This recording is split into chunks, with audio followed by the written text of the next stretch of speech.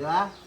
So, ito yung forklift counterbalance na tinatawag. So, ibig sabihin, counterbalance, merong pabigat sa likod, sa puwetan niya. Ito yung kabuuan, 2.5 tons lang to. Wala na yung ano nito eh, data plate, data sheet plate. TCM, ang brand. Ito, burado na yun. TCM. Merong mga XCMG, may mga Lendi. Hyundai, may Toyota, Lendi. may helipad.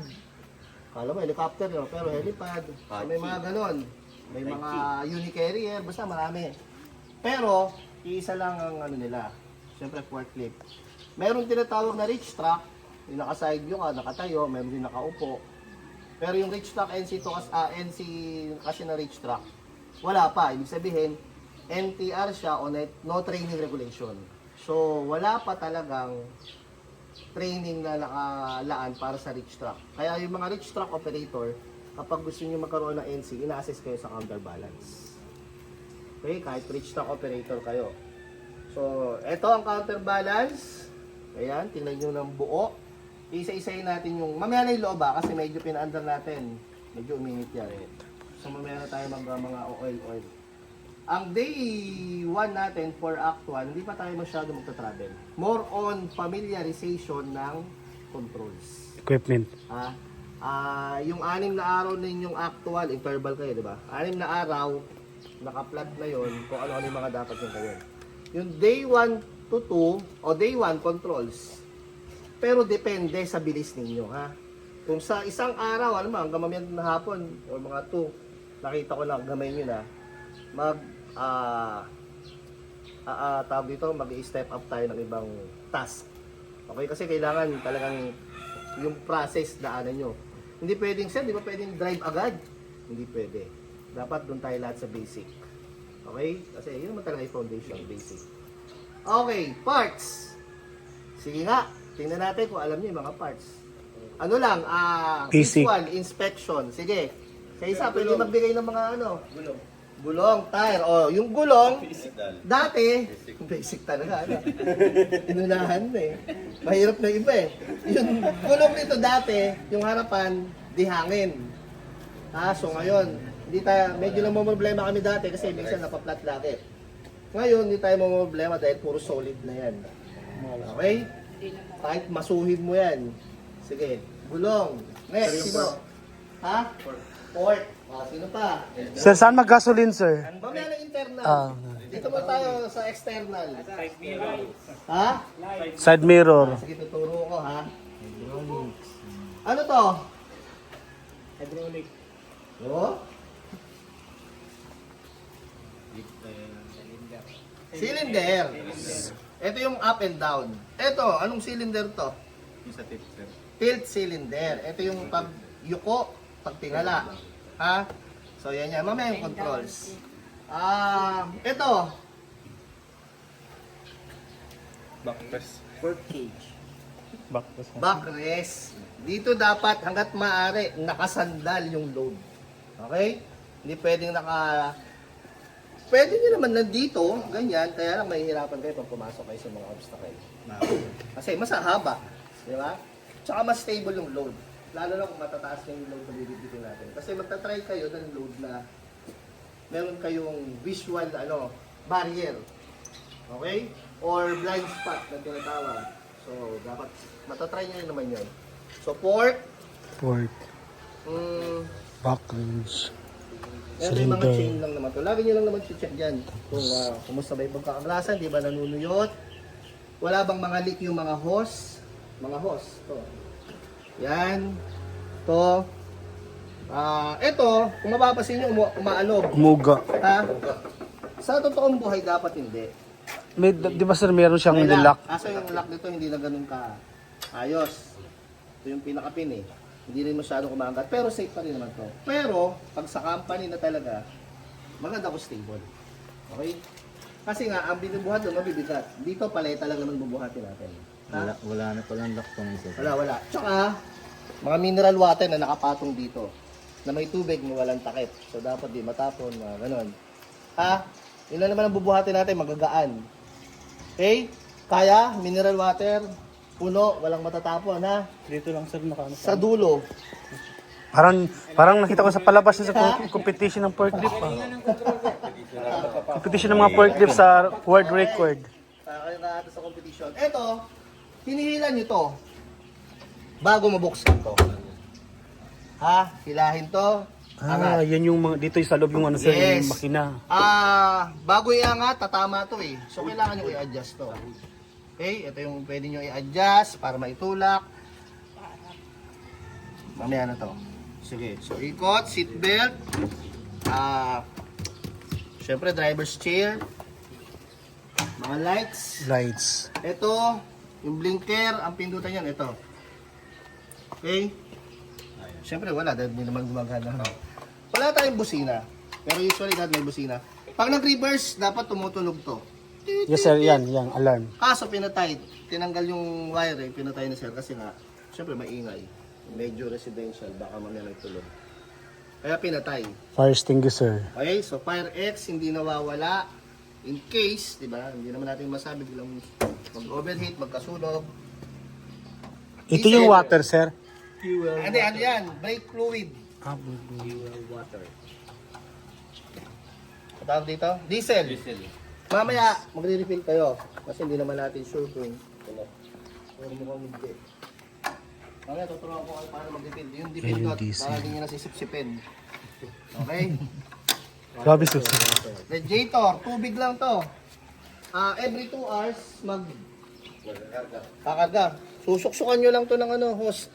May ganito rito, pwede nyo i-ganon na lang para hindi nyo nabuksan to. Lahat Okay. ng forklift sir, every 2 hours kakarga. Hindi. So, ito lang. Kasi ito medyo, alam nyo na, old school na. So, medyo umiinit. Pero hindi ito nag-overheat ha. Basta tutubigin lang natin. Kahit hindi every 2 hours. Basta, lunch break, pahinga, tubig. Saksakan mo lang ng hose habang nagra-running siya. Kaya mo lang. Dito, may meron ng tubig. Daluyan yan. Pero kung gusto nyo medyo sure kayo, edi Buksan. dito nyo isaksak. Well, sasaksakan natin yan mamaya bago tayo mag-start. Okay, so ayan yung radiator. Para sa kotse lang rin naman. Radiator top. Pero sa assessment sir, kasama yung sa blow up, yung complete na yun. Yes. Blow up is battery. Battery, syempre, lights. Light oil, and oil water, and water and air. air fuel. filter, and fuel. Okay? So, yan lang. Tingnan nyo yung tire. Bagong palit naman. So, wala tayong magiging problema sa tire. Okay, ikot. Okay, mga boss, wala. Lagi nyo aayusin to. Minsan gumagalaw to eh. Mas safe na yun matuto kayong gumamit ng side mirror para hindi na kayo lumilingon sa likod. Pero kung medyo asiwa pa kayo sa umpisa, sige, gamit kayo ng paglingon-lingon sa likod. Okay? Ito, hindi na gumagana itong mga to eh. Kaya yung papakiramdaman mo yung forklift na parang ikaw na. Teka, may problema ba? So, magagamay nyo rin yan. Ito, hindi na gumagana masyado. Every morning, pero mas maganda every after mag-refill para yung hangin eh. Oo. Magre-refill tayo. Ng fuel ha. Meron naman tayo reserva dyan. Usually kalahati lang yan pagka kapuno na to. 3-point contact. Okay? Mamaya na yung loob. Baka mainit pa kasi ginamit ko dalawang beses. Okay. Siyempre seatbelt. Huwag nyo kakalimutan mag-seatbelt. Lalo na sa assessment. 2 points to tatama eh. Sa 60% ng inyong ikapapasa sa assessment, 2 points ang seatbelt. Operation and safety, tatama. Yung siya tatama. So, minus 1 kayo doon. Pagsampa, lagi nakaapak sa brake. Para in case hindi mo na malayan, nakalimutan nung dating unahan mo na operator, naka-reverse pala, hindi mo napansin. Mamaya, pag start mo, bigla umatras bigla, may tao. Diba? So, lagi kayo dapat nakatapak sa brake. Kahit naman kulang kayo. Parang normal lang. Seatbelt. Diba nag-seatbelt ako. Tapos, eto yung syempre yung steering wheel. Hindi kayo pwedeng ganito ha. Parang bus lang. Hindi pwede. Kaya kung may steering knob, eto yung palatandaan na dito lang yung kamay nyo. Kaliwang kamay. Hindi pwedeng kanan, gaganon ka. Wala. Sablay. Sir, detective sila. Oo nga eh. Okay lang, ganyan. Huwag mo nang pansin, baka Okay. Hindi pwedeng ganito ha. Sabi sa driving, dapat ganito 10 at 2 numbers. Di ba? 10 at 2. Hindi. Dito lang. Etong steering wheel, knob. Ito kasi magde-determine ng gulong nyo. Kahit hindi na kayo pa ganon-ganon, ito yung magde-determine kung diretso o hindi ang gulong. Ha? So mamaya tuturo ko pa to. Pag umaandar na. Hindi na diretso. Okay. Handbrake. Okay? Pag mag-i-start kayo ba, nag-start na, uunahin nyo lagi handbrake. Okay? Forward. Tapos neutral, forward, reverse. Pagka mag-i-stop naman na, lagi yung neutral, handbrake. Huli. Okay, huwag kakalimutan. Tapos, nakapa pa rin sa brake. Ganun lang lagi. Busina dito yan. Pagka nag-actual na tayo, lagi kayo magaganon. Hindi man naririnig dun sa camera. May naka-video kasi kayo pag assessment. Nakikita na nagbubusina kayo. Okay? Kasi kailangan yun. Before and after, picking ng load, bago at pagkatapos umandar, bubusina. Okay? During intersection, kapag yan may mga drum na, obstacle, imaginary post o poste. So may blind spot. So dapat kada daan nyo dyan sa drum, may busina. Okay? Sabihin nyo na OA pero ganun talaga sa assessment. Sa site, syempre hindi na nagagawa kasi nga mabilisan, trabaho. Pero sa assessment, yung standard dapat. Okay? Syempre brake pedal, accelerator or gas, inching pedal. Ano kaibahan ng brake sa inching? Tingnan nyo to, pag dinilan nyo yung brake, hindi gumagalaw yung inching. Pag dinilan nyo to, Sabay. sabay. Ibig sabihin, brake din siya. Okay? Pero ito kasi ginagamit during loading and unloading. Kapag hindi nyo na kailangan talagang sakalin yung engine, patayin. Ito lang. Plus, handbrake, neutral. Para sure na hindi yung maandar habang magtataas baba yung port nyo. Kasi mamaya, hindi nyo na malayan. Naka-handbrake, naka-neutral nga, pero naka-release yung handbrake. Dire-diretso ka. Pwede mo masira yung load, o kaya paatras ka, pwede mo maitumba yung load. Okay, so laging kombinasyon to. Okay, tsaka to. Loading and unloading, lagi itong naka-apply, neutral, brake, or inching. Okay, inching pedal, hindi mo kasi kailangan patayin talaga yung as in stop.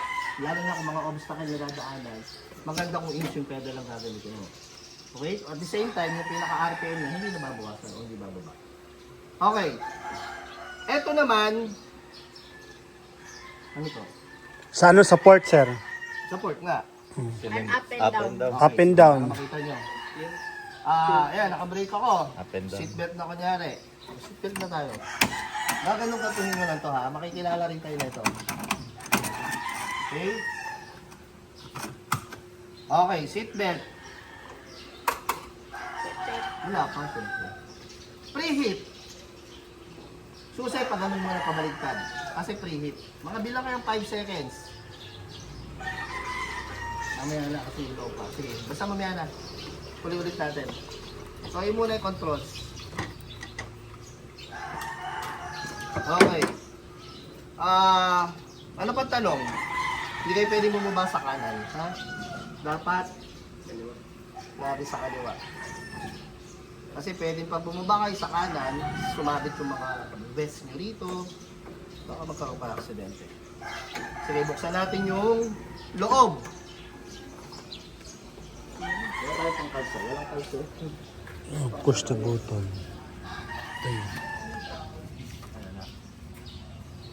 Ayun yun. Hilain siya. Para, pero imumove mo na to doon siya. Para hindi siya masagi. Kasi nandito yung mga battery. Ayaw, paano ba i-andar kung ano? May ano yan. May lever yan. Ito ano mo muna itong ano. Araw, ano? So dapat naka-brake ka na. Ito yung lever niya. Ito yung ano ito siya para dito. Angat. Diesel, water. Sige. Hihilahin nyo to. Hila, ha? May tumunog, Kaya diba? tumunog siya. O, angat. Sige, angat nyo nga. Paano to i-adjust, sir? Teka lang. Sige, tingnan nyo kung ano tatama o hindi. Dalawa pa. Bigat. Sabi. Sige.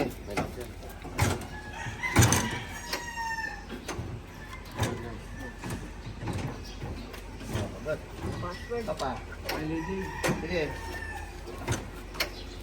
Yun, umiipit eh. Sakto naman pala eh, kaya okay lang. Ayun na. Oh, kanakalsuhan lang dito yan oh. Pero hawakan nyo na muna. Okay? Nakikita ba lahat? Pero dapat may taga-picture tayo eh. Sir, may tagas na sir. Oh. Naka-video. Ate, tas i-shot mo ha. Tapos send mo sa GC. Okay? Sige. Ano to? Battery. Positive. Negative. Okay, fuel pump. Ito mga fuse. Pero hindi nyo na kailangan kalikutin yan. Inuulit ko. Ang role ng isang operation. Pag mga in-depth na ganito, mga wiring ganyan, mekaniko na yan. Report, ha? Lalong-lalo na kung talaga walang idea. Okay? Ito, ano to? Yan yung oil sa Engine oil. oil ng dipstick. Yung Dipstick. stick. Okay? Saan kayo mag-check? Mag-re-refill. Sa stick, sir. Hindi, mag-re-refill. Re-refill. Sa dyan. Ha? Ayun. Engine oil. So, kukuha muna kayong basahan, syempre. Basahan. Mahirap mag-shoot to. Kailangan marunong shooter kayo, ha? Huwag tayong basahan muna para magpunasan natin.